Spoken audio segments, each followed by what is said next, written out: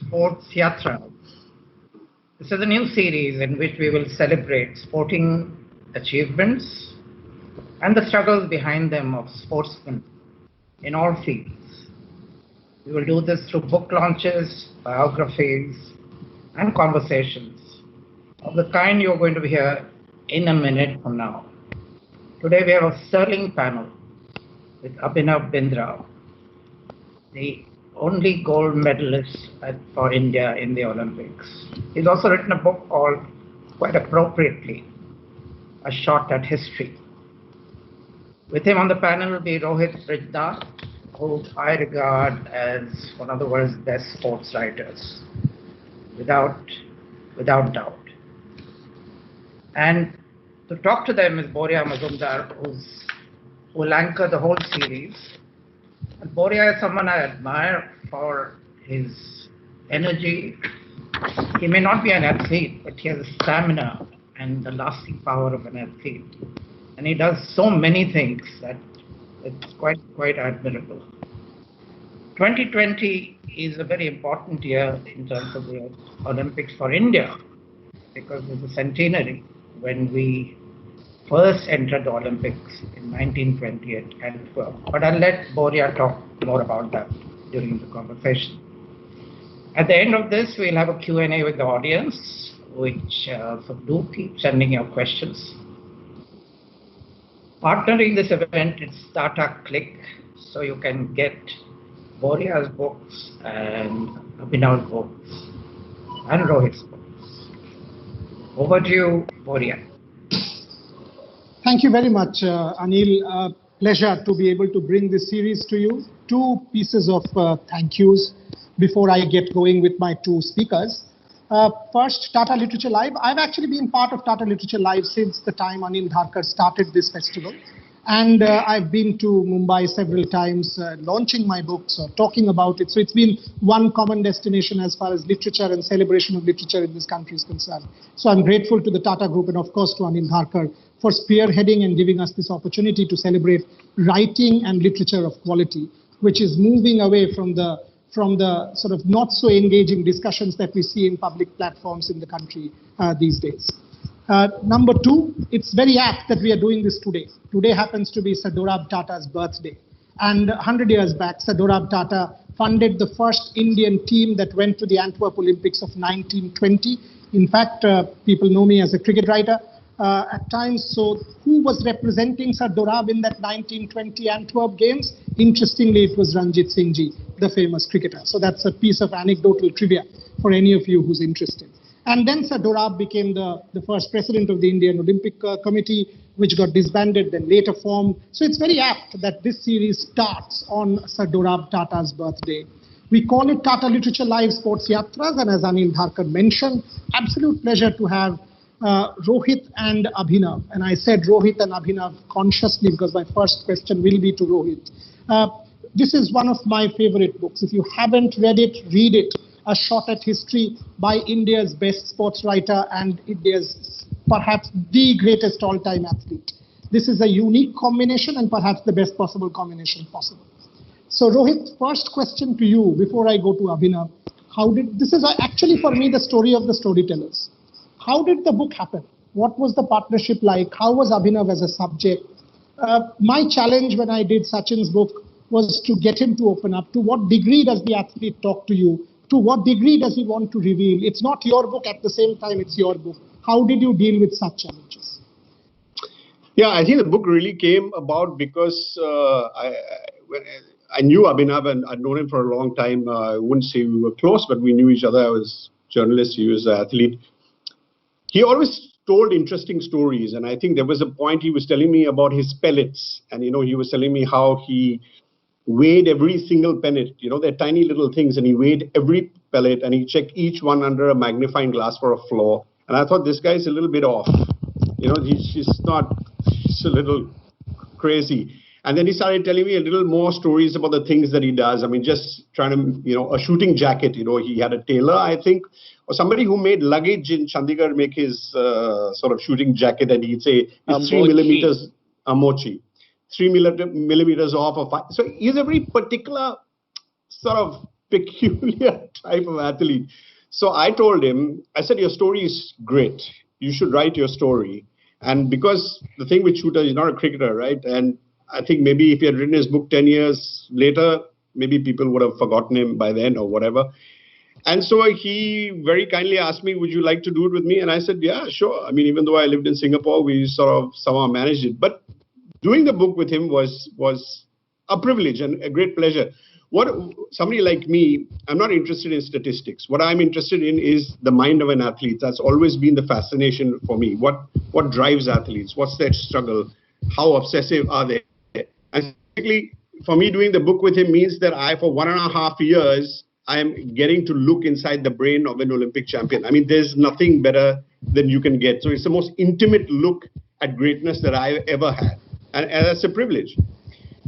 So I will tease him later in the program, but I will say that he was really good to work with. And I think one of the things with him is he's an incredibly disciplined guy. So when we would meet in Delhi and we would say we're going to meet at 9 o'clock in the morning, then when I went there, he was ready at 9 o'clock in the morning, which is not always the usual thing with athletes who are late or not ready or on their phone or say, hey, listen, I've got to go somewhere. He said, if you're going to work from 9 to 1, then we would work from 9 to 1. If I send him an email from Singapore, he would reply to that email. So he was very particular about it. He was disciplined. And that's really what the first thing that a writer needs.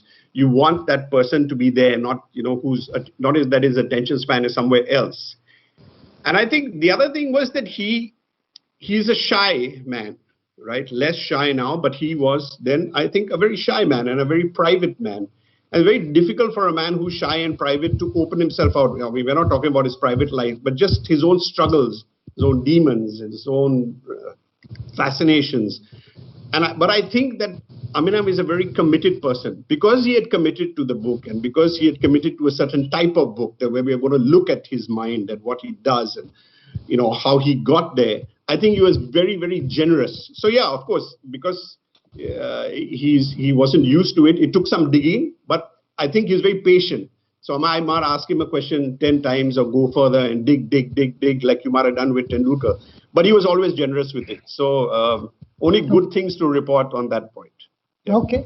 Rohit used the word Abhinav is off, and I will give you 2 instances what he means by it. And this is very Abhinav. Now, Abhinav's, I have actually shared a very close, warm relationship with this man. I've bugged him 100 times in my life. We were actually supposed to be part of a conference earlier this year, which got cancelled because of COVID.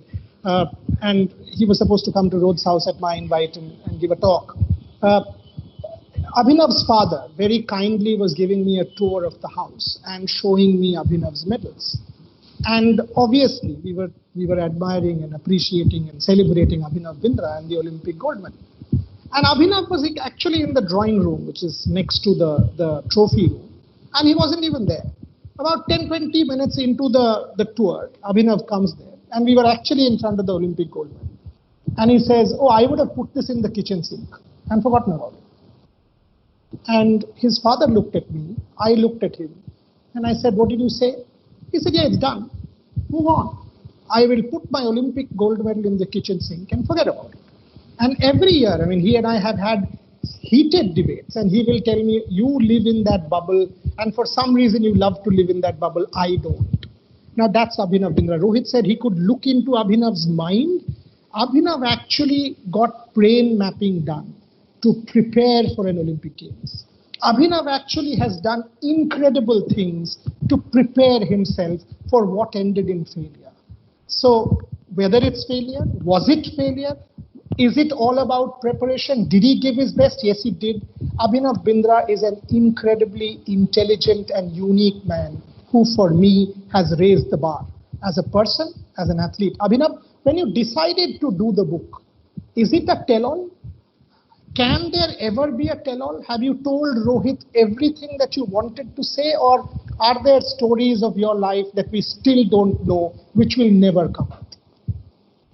Well, I think one of the most important things while doing the book was for me to give a very honest account of my own journey. And that's what I really attempted to do. And, athletes are at times, or at most times, to be these superhuman beings. But I was not a superhuman athlete. I was very, very ordinary, and I had tons and tons of vulnerabilities. And I think that it comes out pretty clearly in the book in many ways. And I really wanted to talk about my vulnerabilities because that is the only way where you could perhaps help another athlete reading the book. Because, all of us athletes have our limitations, and we're trying to overcome those limitations. Um, by telling these superhuman things that, I did this and did that was not my intention. My intention was really to give my human side of it and to talk about my own challenges and my own limitations. And it was a very good experience for me. I think as an athlete, as you said, I was somebody who really tried to live in the present moment. And doing the book was probably the only privilege I had as an athlete and the only luxury that I had as an athlete to be able to look back and reflect back a little bit on the past. So for that reason, for me, it was also a kind of therapy because, I had never really looked back at my career or even sometimes had really never appreciated my smaller victories during the course of my career. And this book really gave the process of doing this book really gave me that opportunity to dwell on those smaller victories and to really look at that whole journey of mine in a complete manner. So for me, it was a great experience doing the book, and I do believe that it is a tell-all book.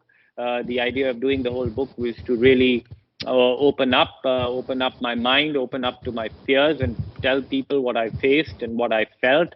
And that is exactly what we attempted to do. And I was privileged to have a great co-author with me who appreciated the little details, who really appreciated the process of the journey of the athlete, and really was always interested in it. It was not that Rohit only got interested in those small details or the journey during the course of doing this book. All my interactions with him earlier on as well were really focused on these areas, and that is where I believe that I had the best co-author with me because he was somebody who really appreciated that and really respected the life of the athlete and not just respected the outcome, which is the only celebrated part of the athlete, but really try to look at the whole journey on its own. A bundle of utter craziness, and he appreciated that. And it was really good fun for me to do the book with him, and it was, as I said, a kind of a therapy for me as well to be able to look back at my career and to look back at my many years in sport. And then let go of sometimes unwanted baggage which I was still carrying, but just being really being open about it, because I was making everything public, making all my vulnerabilities and my inner demons and my inner fears put into a book. It was also very powerful. It was very powerful for me as an individual to be able to come out with those details and really accept those flaws that I was. I was an ordinary person with several flaws. I was not a perfect athlete or a perfectly built person for my chosen sport. And just to put that out and put those details out was for me very, very powerful. And I really do believe that it really helped me in many ways in my performances on the field of play post doing the book. Okay. I'll follow up another question here, Abhinav, and then ask the same question of Rohit. For me, my takeaway from this book is the way you talk about failure and you deal with failure. And I'm not talking about the gold and the super success and all of that, but each of us are afraid of sharing failure in public. Each of us are secretive about failure on occasions. We are vulnerable about sharing, okay, we have failed, or making it public, we have failed. What is that unique sphere where you fail in public and then you win in public? So it allows failure to happen in public, and then you recuperate with your team, etc. And my takeaway is the way you deal with failure. Can you tell us, Abhinav, give us an insight into how you dealt with it and what sort of, how you allowed that to be reflected in the book? So how do you deal with failure and how that got reflected in the book? Well, as an athlete, I think the most important thing is to take ownership and to own your failures, who also as you own your success. the similar way. You have to own your failures and learn to deal with them. Of course, it is disappointing, and but you have to learn to move on. I think one of the things which really helped me was that I failed much more than I succeeded. So I kind of got used to failing and kind of got used to dealing with failure. But for me, I think in my whole career, the most challenging part was never to deal with the failure part, because failure always egged me on to push more and to keep working hard. For me personally, the toughest part, which is well documented in the book, was how I dealt, how success for me was the real crisis in my life. And that, to me, in my 20 odd years of my sporting career, was probably the most difficult year in that phase, in that period of time of my life. And that is sometimes is a very overlooked part of an athlete. From the outside, when an athlete wins, everybody thinks from the outside everything is good, but nobody really knows what is happening inside the athlete. The athlete is always judged as the performer on the field of play, but nobody necessarily really looks at the human side of the athlete. And for me personally, that the aspect of dealing with success, dealing with the gold medal post Beijing was very, very tough. And, I could have chosen to not write about it. I could have chosen to hide it. But I think for me, it was very powerful, empowering for myself to say that, yes, I was not all right. I had mental issues at that time, and I found it incredibly hard to deal with. But I think it was very, very empowering for me to really talk about it. Of course, I had spoken to professionals post Beijing, but to really put it into the book was again really kind of closing that loop for me and closing that whole chapter for me. And again, it was therapy for me. But I think, long story put short, the time after Beijing, dealing with success was really the real crisis that I had. Of course, failure was tough. Failure was at times very hard, and time is the best healer. Okay, Rohit, when taking off from that, I mean, when you are talking about this moment which has happened once in 100-year-old history, and you are supposed to put it in words. You're a magician with words. We know that. I mean, we celebrate that. So take that out. But you are supposed to write about this one moment in India's history, not sporting history, that has happened only once. And at the same time, the protagonist is now dealing with his most, what he just said, difficult period in his life in terms of crisis. As a writer, how do you deal with these challenges? And you've come out with flying colors in the book. So what were your challenges, Rohit? This is not Abhinav Bindra's challenge only. It was Rohit Brijnath's challenge as well, to be able to document this and also document this man's vulnerabilities in the manner he just said. Well, I think one thing was pretty clear. I mean, can't say that we are similar in personality, but we are similar in our pursuit. And I think one thing we were clear about is that we were not going to do a rah-rah book, right? We want to introduce, oh, wow, he won this Olympic gold medal, and, just make it into this great triumphant sort of book. But we want to just more celebrate the very complicated journeys that athletes take. I think athletes, you were talking about failure. I always find athletes who fail, and more athletes fail far more often than they're going to win, much more interesting. I mean, winners, actually, I don't find as fascinating as people who lose, who put on a mask, who don't even understand why they've lost, who ask these questions all the time. What happened? Why did you fail? What did you do? And, the whole process of it, and then finding the confidence, which is so fragile, to build it up again and to come at it again like he did after Athens. So I think that we were just, I think I knew a little bit before, but I think I understood that he is a man of many parts, many interesting parts. So I think that's what you're really trying to do. You're trying to, like, for example, I think one of the most interesting things about him, two things. One, he talked about just now, which was the depression that he went through after winning the gold medal, which is something people don't necessarily understand. They say, whoa, you just won the gold medal, you made history. Why are you depressed? Because you're 20-something. How old were you when you won the gold? 25. 25. So he's 25 years old. He's done the one thing that all his life is focused on, this one moment, and he's done it. He's 25. Now what? it's like you're just at the top of the mountain and there is no way to go except down. It is, you just don't know what to do with your life and you're 25 years old. We guys will only reach, maybe I will become a decent writer by the time I am 65 or something like that. But what I'm saying is, we have a lot of room to go, but athletes don't. And the other thing I think he taught me, and I'm just looking at the different complex parts of him, is a great story that he tells in the book that in practice, he shot 600 out of 600, which was the perfect score in the old days. And I think he did it 6 times. Did he do it 6 times in a row in practice? And he still wasn't happy. And even his mother didn't understand that you just shot 600 out of 600 6 times. But he said the feeling wasn't right. And then I began to understand this properly only when I was doing the book with him. That it's about how you feel when you do something. People say, "Oh, yeah, you were perfect." No, the athlete doesn't necessarily feel perfect. He can produce something perfect, but he doesn't feel like that. So just trying to do many things with the book. Look at all the complexities of what makes an athlete. He threw tantrums when he was young. We wrote about that. He cried. We wrote about that. He had fears. So you got to give him all the credit, because the thing is, I might be the writer, but I need the substance.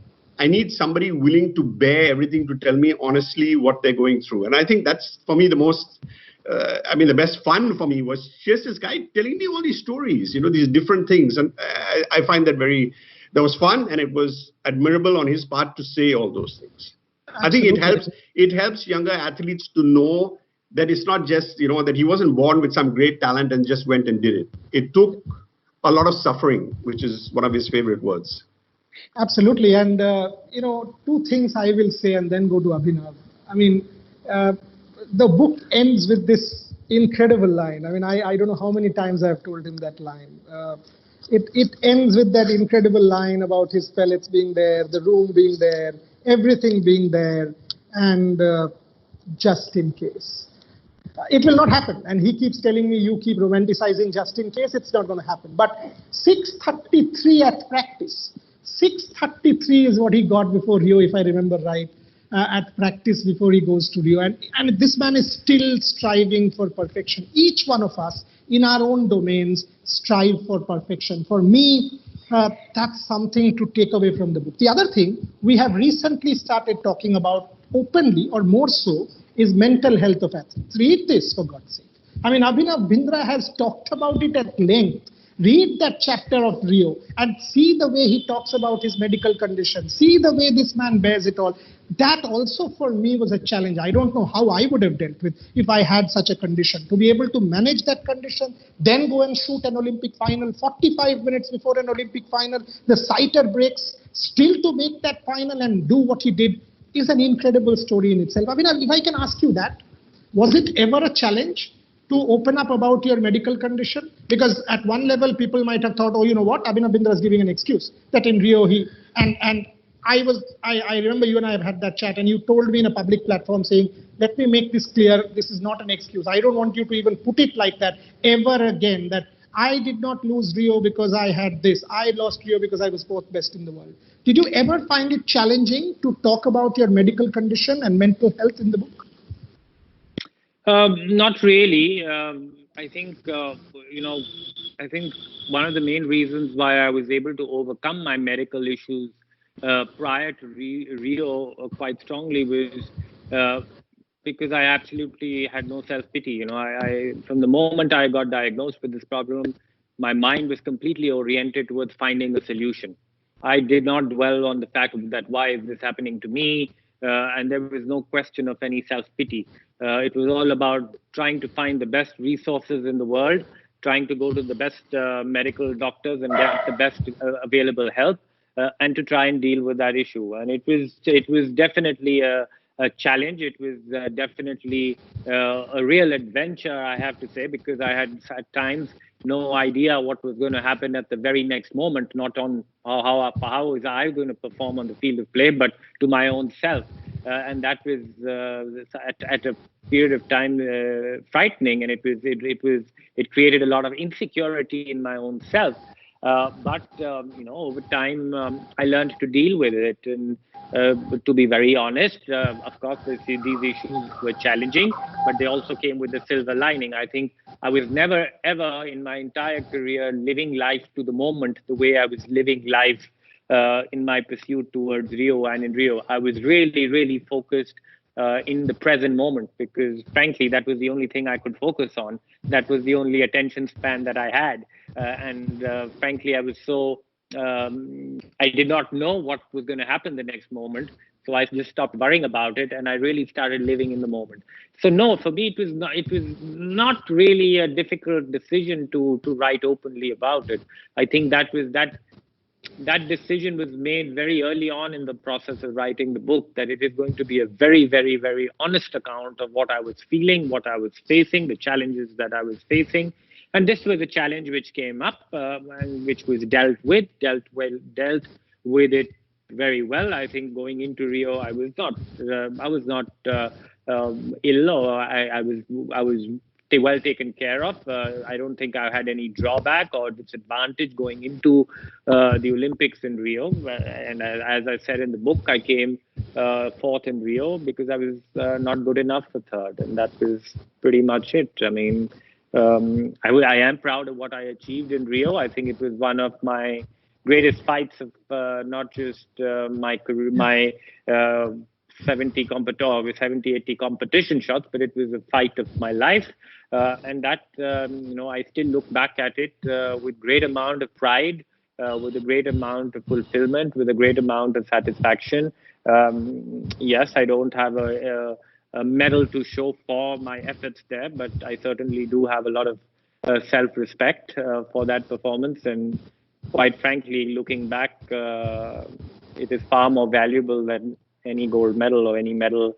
The joy that it brings you, the feeling that self-respect and fulfillment brings you is far greater than any joy or any satisfaction an outcome or a medal can bring you.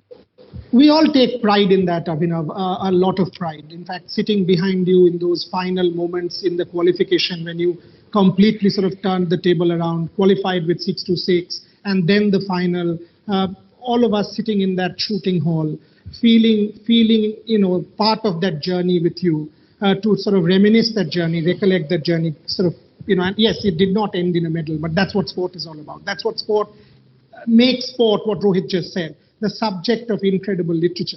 Rohit, something that cannot be in a book, like, for example, when Abhinav was doing what he was doing in challenging his medical condition, in challenging his preparation, for example, his tie-up with Technobody. For example, while preparing, taking that little thing to prepare to stand on an unstable surface. And that resulted in the creation of what today is the Target High Performance Center, which is Abhinav's donation to the country, his contribution to Indian sport. Was that something you were seeing in the man? Something that obviously we cannot write in an autobiography, but as a writer, that, okay, here is this guy who has retired, but actually his after retirement thought, he's already contributed a center. Now it's in Odisha, now it's in Bangalore, now it's in Delhi, it's there in Chandigarh. One is free for elite athletes. He's already started to make a difference, and very silently so. Were you noticing all of this, and was that also an area of interest for you, Rohit? Okay, can I just go back to, before I answer that, can I just go back to the previous point that you made about Rio, right? That I just want to say that I think, in case people don't know, when you're talking about medical condition, basically Abhinav had seizures in the years before leading up to Rio. And I think people need to understand that for a shooter whose whole job is stillness, to have these seizures, I mean, it's just the other end of the spectrum. Yeah. And talking to him through that period, I think, which may have been possibly one of the toughest times of his life. And I think that the struggle that he showed then in his ability to come back as a shooter, to not use it as an excuse, to take that fourth place and walk away, I actually think, I mean, we don't want to be dramatic and say, I don't want to say that it's greater than the gold medal, but as an effort, it is extraordinary in its own right. There are different types of victories. And I think that victory over himself, over the situation, over his condition, I think the power of that is extraordinary. And I just wanted to talk about that. If you're asking me about did I see that he was going to do the things that he was going to do after retirement, is that what you're asking me?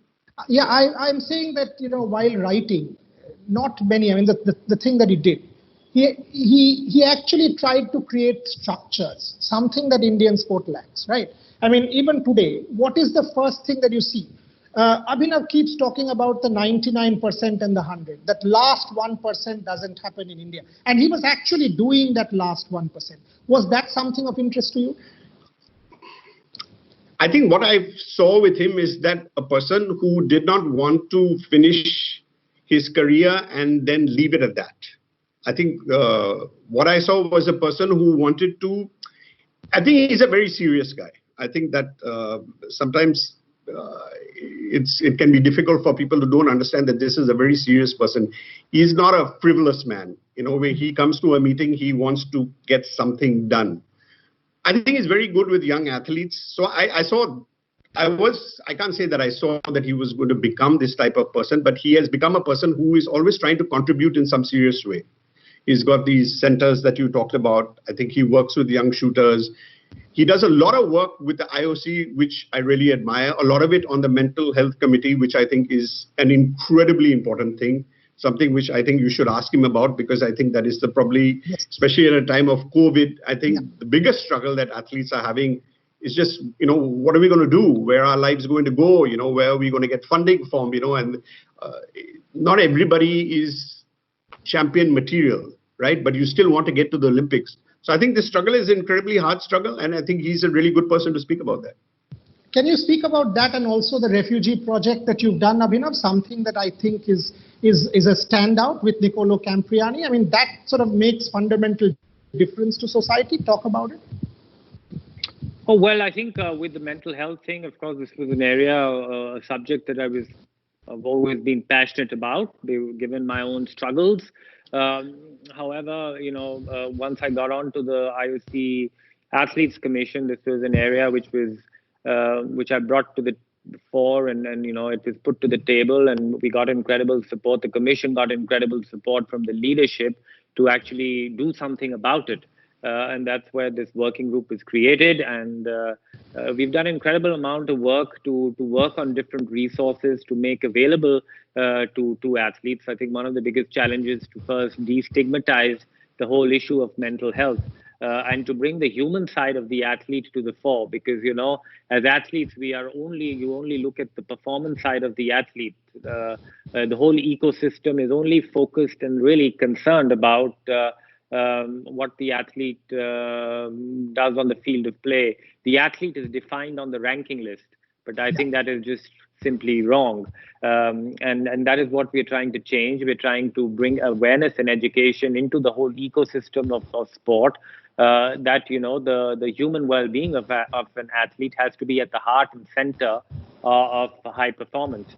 And we are trying to create resources. I think one of our incredible achievements will be to really create a scientific assessment tool for athlete mental health. Athletes every year get physically assessed. They go in for a physical evaluation, but never for a mental evaluation, not for performance, but for their mental well-being and for their mental health. So our assessment and recognition tool is soon going to be published in the British Journal for Sports Medicine, and that will be available to the larger athlete community and the wider ecosystem of sport.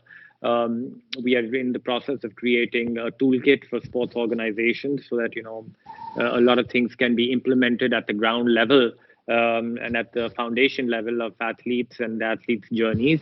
What we're also trying to do is to really empower people, and that's where a diploma and a certification course, the IOC diploma and certification course in mental health is going to be launched this year, which I think a lot of people should, the coaches and the larger entourage will be able to take, get educated on the subject and then be able to help athletes much more. But I think it is all about really creating a balance in athletes' lives and giving that awareness and that education at a very young level, because athletes' lives are unique, because athletes' lives are pretty short.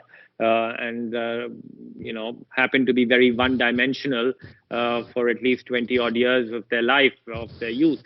And they really are not, they really, athletes, and I was too, were guilty of really putting all our eggs in one basket and not really thinking beyond sport. But it is so vitally important to build different pillars in your own life, because sport is only going to be one pillar. If you believe that the ranking list is going to define you as the person you are, you're in for a real disaster in life. And I think that is where we really do need to create that whole ecosystem. And I think the whole ecosystem, the larger ecosystem, is pretty guilty of promoting this whole way which makes an athlete believe that just as sporting success is going to be enough in life. But life is challenging in many ways. Sporting careers will get over, you will be forgotten. That's just the way of life. And the thing about sporting careers is that they end pretty abruptly. They from one day to the other, it's gone, and then you have to restart, and you have to restart when you're in your mid-30s, right from the scratch again, and which is sometimes not the easiest thing to do. There are going to be no free lunches, and you will have to create a living for yourself, and that's where you need to skill up for this second part of your life, and you need to skill up during your sporting career. And I'm a firm believer in that if athletes are able to bring that balance into their lives during their sporting career, of course, their performance on the sport, and their pursuit is the main priority. But if they're able to bring a certain degree of balance into their lives and into their minds, they will actually become better performers on the field of play. They will become better human beings. They will understand, it will open up their minds. It will bring in different facets of life. And I think that will really equip them to face challenges of life later on. And that, I think, is something which is incredibly important to focus on world over. So that is the work that I'm doing on mental health. Of course, the project on the refugee project is something which has been a brainchild of, my former rival, Nicolo Campriani. We are now very good friends post our sporting careers. I think we bonded on our common hatred for the sport after we ended our sporting journeys at the same final. I think he retired after the Rio Olympics as well. And this is an incredible thing that he's doing. And I often make trips to Lausanne, and where this project is based, where he's trying to train 3 refugees and help them qualify for the international refugee team for Tokyo. And I'm incredibly proud to say that they are pretty close, and hopefully a couple of them will actually make it to the refugee team. But athletes, these were refugees who we turned into athletes. Completely the opposite model of the original refugee team, which was actually athletes who became refugees for whatever reasons. So this is again a human story. It is again showcases really the power of sport and how sport has the power to influence people's lives in a positive way. The project is a success. Is a success already, because sport has really changed these people's lives. I met these refugees a couple of years ago, and the first time I met them, they were totally different people to what they are today. They've become much more confident. They have a smile on their face. They have a goal that and a dream that they go to bed with and wake up every morning trying to pursue that dream. So it is an incredible project, and for me personally, I'm just privileged to be a part of it, and very privileged that Nico found me worthy to become a partner in it, and I've tried to help in whatever way that I could to assist this project. And of course, the documentary is out now on the Olympic Channel, and we've received a lot of goodwill from the wider sporting community, and to be able to give back to different people and attempt to make an impact on other people's lives in a positive way is something which is very, very thrilling. It's very, very fulfilling, and the act of giving, when you've received so much as I have received in my career in sport, the act of giving back becomes even so important. And I'm just trying my best to do that in whatever little way that I can. And that keeps me motivated, and that keeps me excited, and that keeps me connected to sport. That is the only connection I've left. That's a fantastic answer. And if you actually want to understand what sport does or what sport is about, that is what sport is about. It is not about medals won or records broken or multiple championship, medals. It is about making a difference to human lives. It is about transforming society and the transformative effect of sport. And people can go wrong. These athletes can go wrong. Things may not fall in place because there are no retakes. I mean, this is not a cinema that you will sort of rewind and do a retake. This has nothing to do with retakes. And that is why the raw power of sport, which Rohit Brijnath has been able to document in this book with Abhinav Bindra, makes it a classic. Rohit, this is not seriously from the book per se. I read it before this session, and trust me, in April, for once, I'm a very positive person. For once with COVID, started doubting myself and thought, okay, so the work that I do has no relevance in the world. Sport has stopped. There was no live sport. For the first time in my 44 years of existence, there was no live sport in the world except some Korean leagues and something. And I was like, okay, so no relevance on TV, no relevance. E-sport, Boria, there was e-sport. E-sport, yes, PUBG was happening, but I can't go back to Oxford and teach. I mean, all of that has stopped. So everything's been taken away from me. And then I read this book again some days back, and I thought, oh, you know what? There are life lessons in this. I mean, the way I was thinking about if this chap can do what he did, and the journey that you document. Did you ever feel that way, Rohit? I mean, did you learn anything from Abhinav's journey? That's my moot question. Were you enriched while you were documenting this fellow's journey? I have learned so much from this chap. How much were you enriched and you learned? Well, I definitely don't think of him when I'm playing tennis. He doesn't inspire me in any way, unfortunately.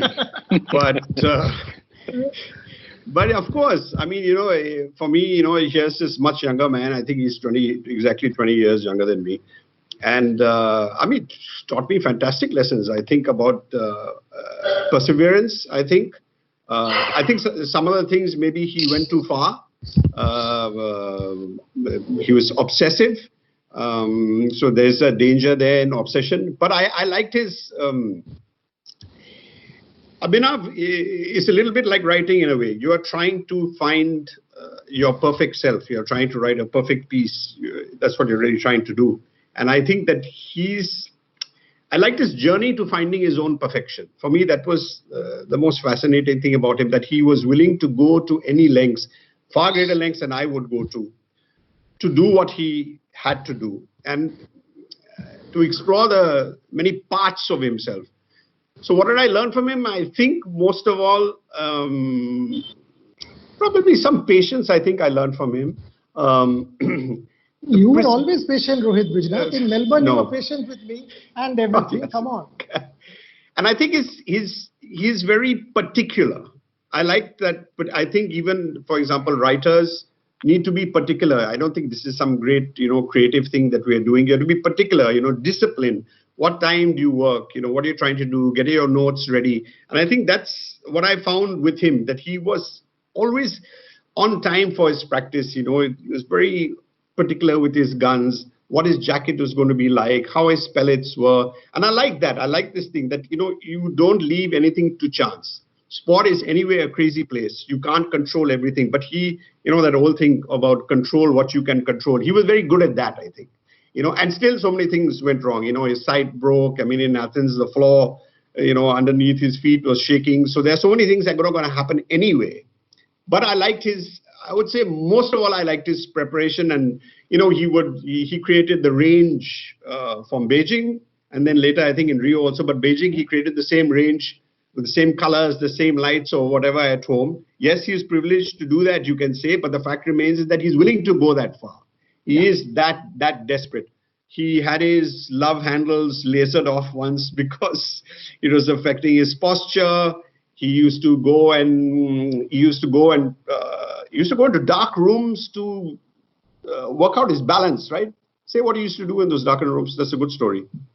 And you converted that wedding hall. The wedding hall into, because of the spatial awareness, because ranges are very big. Right, and his range at home is very small. So in the wedding hall, if you put one, it's a sense of what are you distracted by or whatever. So standing still in the dark is actually a very difficult thing to do, right, in pitch blackness, standing still is not an easy thing to do. You have to have a sense of your own muscles, what you are controlling, which is what shooters, of course, are trying to do. And I think he taught me so many things about, the activation of the tiny muscles, what you are doing with posture, your breathing, that there is a very particular time between breaths when you are supposed to pull your trigger and you're not really pulling it. I don't know what you're doing, you're tugging it or whatever, just putting a very particular amount of pressure. So there is, I hope people, when they read this book, will also understand some of the beauty of shooting. It's a very subtle sport. It's not obviously like football or cricket or whatever, but its genius lies in its little subtleties, which mastering those subtleties is an incredibly difficult thing to do. Just to get better, to go up from 586 out of 600 to go to 588 out of 600 can take you months. So, I mean, obviously I learned, fantastic things from him, and I will forever be grateful for that. Yeah. May I just add to that? May I just add one or two sentences? Looking back now, actually my sport was quite simple. What do you have to do? You have to align your sights and pull the damn trigger. But the simplicity of the concept is what made me complicated, because, simple is not desirable. So I for sure was obsessive. I was sure went into great lengths and detail to try and take out every variable in that equation. And basically why I was doing all of that was just to, for somebody who was always accompanied by self-doubt, that was the only way for me to gain some sort of security that I had done everything humanly possible to prepare for the competition, to prepare for the and that again was very powerful, because I had done everything that I could to prepare for these Olympic Games, and including drinking alcohol. Yes, yeah. and that bottle of Jack Daniels. That bottle of Jack Daniels you drank the night before. We'll close with that story, Abhinav. It's 6:16, so time for questions. I will take quite a few, so I will get the two of you to respond. Just if you can sort of keep your answers slightly short, so we'll accommodate more questions. But Abhinav's story for me is God doesn't play dice, God does. In Rio, that happened. There will never be a perfect athlete, but Abhinav's quest for perfection is as close to as you can possibly get to perfection. So that's Abhinav Bindra for me. Rohit, this is a question for you. Okay, some questions, and I will say this, have won a prize. It's the Tata Click voucher and copies of A Shot at History. Unfortunately, you can't get them signed now because of the pandemic, but if you sometime meet Abhinav Bindra and Rohit Brijnath, do get them signed. So the first question, Rohit, to you, on achievement in your 20s. Okay, actually it's for Abhinav. Achievement in your 20s, how did you cope with that? Which is exactly what you talk in the book, but very quickly if you answer that. Yes, as I told you earlier, it was I wanted to quit after achieving this gold medal. I was totally depressed because, I was all dressed up with nowhere to go. I had a complete void in my life. But and I wanted to move on to something else. So I went on to this meditation course. I went on a Vipassana course, which was this 10-day silent retreat. And the goal for me was, and my objective was to find my new calling. So I go to this meditation retreat where I had to meditate for 10 hours a day. And all I did for these 10 days and for many, many, many hours of that day was to just think back to shooting. And that really gave me a realization that I still was in love with the process of my sport. I was still in love with the boring and the mundane, which was to go out there and train. And I came back from this meditation course. I remember coming home at lunchtime. I had lunch, and I had at 2 p.m. I was in the shooting range, and that's where my next Olympic journey started. Super. And this question was from S. Pradhan, and it is one of the winning questions. So this was our first question from S. Pradhan. The next question, which is also a winning question, is from D. Mane.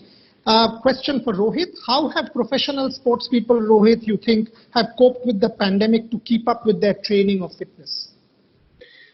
Yeah, I think one of the things about athletes is they have an instinctive sense of adaptability. They just find ways to adapt. So I think within certain confines, I've seen videos all over the internet. We all have, of athletes. I've seen a young woman doing rock climbing inside her own house.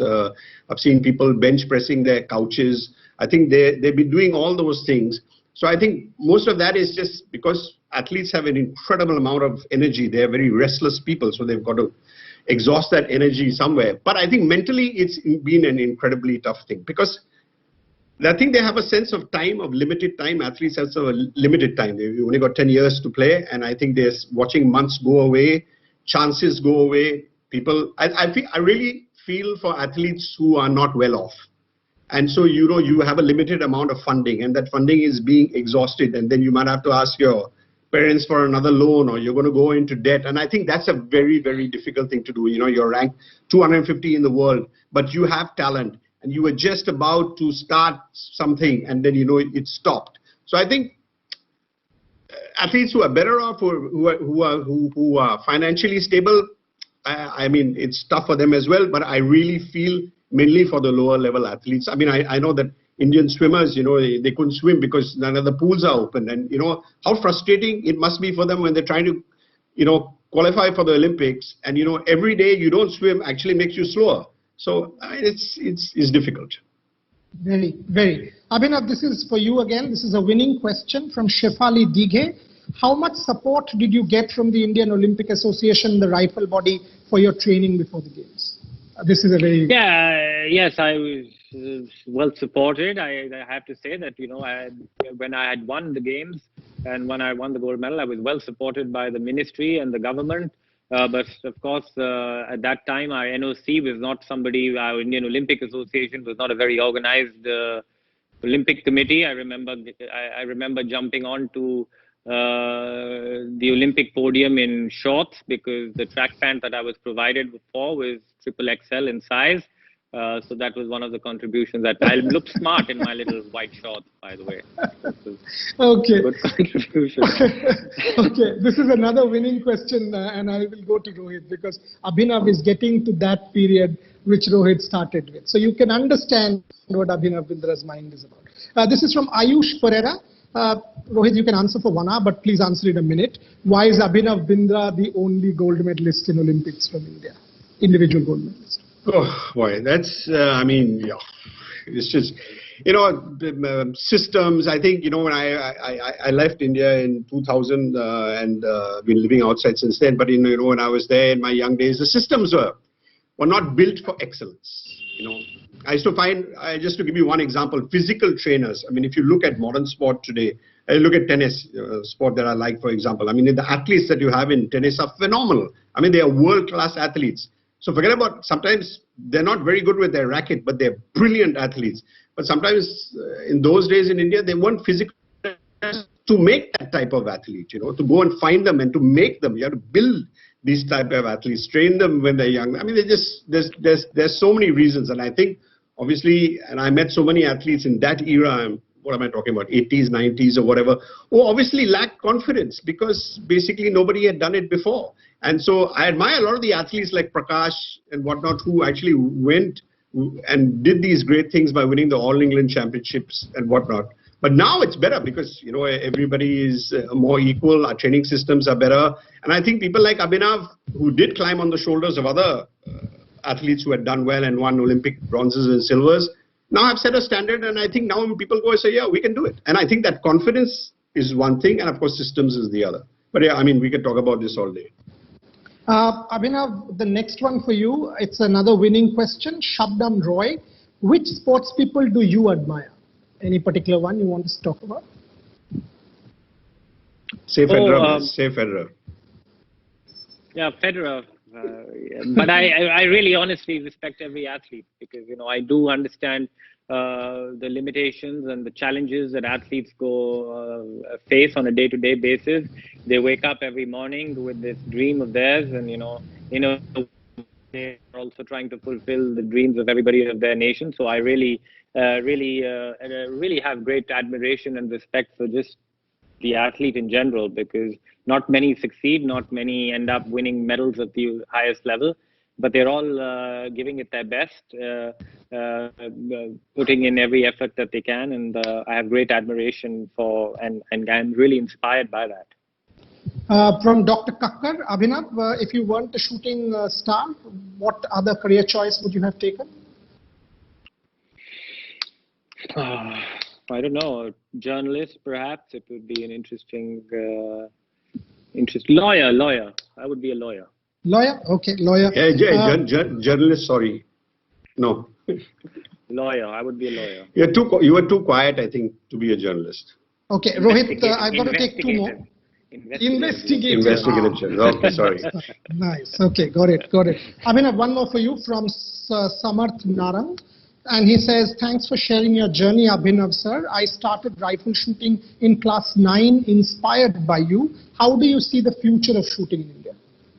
Well, it's very, very bright. As you all know, that we have so many young athletes, young shooting athletes doing phenomenally well at the world level. I do believe that Tokyo will be a turning point in our sports history, and I think we do go into Tokyo as favorites in a lot of events. And I do hope that all that potential that we now have is converted into medals, and I do see great chances of that happening. But I think the sport has a great future ahead. We need to continuously keep empowering the youth. I think the federation has done really well in putting together a robust junior program and really investing a lot of resources into younger athletes. Rohit just talked about systems, and that's the way to build systems, is to really go down to the grassroots level and to those systems at that level. And that is what the sport has been quietly doing and has made great progress on those fronts. And that is the reason why we see the success that we are seeing today. And I do hope that success will sustain, and we will see continued success at the Olympic level. Okay, I'll take two more before I hand it over to Anil Dharkar and close this session. One is on mental health. I'll go to Rohit with that and close with Abhinav. How important is mental health, Rohit, for a sports person to succeed? Yeah, I mean, you eventually in the end, for all the obsession and desperation, sport is supposed to be fun. I mean, that's why did you do it? You did it because you're playing, because it's a joyous activity. So I think we shouldn't lose sight of that, and we do lose sight of that because we are only societies that are interested in winning and medal tables, which, to be honest, I find incredibly tiresome. Of course, I'm interested in winners, but there are more complex things happening. And I think mental health is extraordinarily important, and all sporting systems have got to have people in place who recognize these things. But I think what they do is, you're suffering and you're vulnerable and, you're depressed. It's just, you just flick to the side because there's another guy with potential. And what people want is results. But I think the human being is far more important than the results. Abhinav, the last two, Anupam Ghosh and Nakul Bhalla. Anupam asks about the role of a coach in your achievements. And Nakul Bhalla says, for people who weren't as meticulous or as structured as you were, were you able to understand them? How did you deal with your feelings when some people you depend on perhaps not as particular as you were or were unable to understand it? Oh, well, the first question, of course, my coaches had a great role in it. At some points, I had two different sets of coaches. One set of coaches I really got along with. There was also, I was working with a coach who I, probably the only human being in this world that I hated and I continue to hate, but I stuck with him because the man brought a tremendous amount of value to what I was doing. Of course, I did not like what he was saying because he always told me things that I personally did not want to hear. But what I'm looking back, what I look back to is that the relationships which challenge you, the relationships which tease you, quite often become the most rewarding relationships that you will have. So, the role of coaches is of course important, but I think the role of what is important from an athlete's point of view is to remain open-minded to different suggestions and different points of view, and to take them in, because a coach will not bring everything to the table, and sometimes you have to hear advice from different people and then choose to follow the advice that you feel is right. But of course, the role of coaches is tremendously important. What was the second? The second one was, if people who weren't as structured, how did you deal with them? Yes, and of course, there was athletes who who were not as structured, and of course had success as well, because that is just the nature of sport. You will, there are 1,000 ways to Rome. So some people are very meticulous in nature, very planned. Some people are more just go with the flow, and that often happens in sport. And when this variety did win, and they often won in my sport, I was tremendously jealous of these people, because here I was trying to do everything that I could and finished on the second page of the ranking list on certain days. So I was held jealous. Fantastic. I think my time is up at 6:29. Time to hand it over to Anil Dharkar. But before I do that, been an absolute privilege hosting this first session. I think we couldn't have got off to a better start. And Abhinav and Rohit, heartfelt gratitude. Befitting that the journey that was started by Dorab Tata. We started this journey with the man who got us that holy grail, if we want to call that holy grail. Shortcut History, a book for all of you to read. Absolute must for you to read as a life lesson, if not anything else. Our next session is on 11th September, so you will be notified about that. But once again, from my side, Harish Bhatt, you made this happen. Atul, Jaya, you made this happen. All of our team, people who made this happen, and of course the two champions, Abhinav and Rohit, and of course Anil. Thanks to you, because ultimately it was your encouragement to be able to put this together. Back to Anil Dharkar. Thank you, Boria, so much. That was a riveting session, I must say.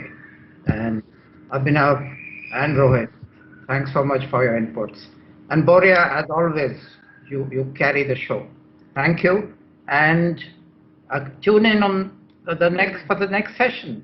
And this is going to continue till the Olympics in Tokyo next year. Bye-bye. And don't forget your Tata Click vouchers. You will get the vouchers, the winning questions and the books, and at some point in time, maybe you can reach out to Abhinav for a digital signature and Rohit for a digital signature. Let our team try and figure out that. But for today, Rohit, thank you. It's dinner time in Singapore. Thank you. Abhinav, thank you very much once again. Anil, thank you. Thanks to everybody for watching.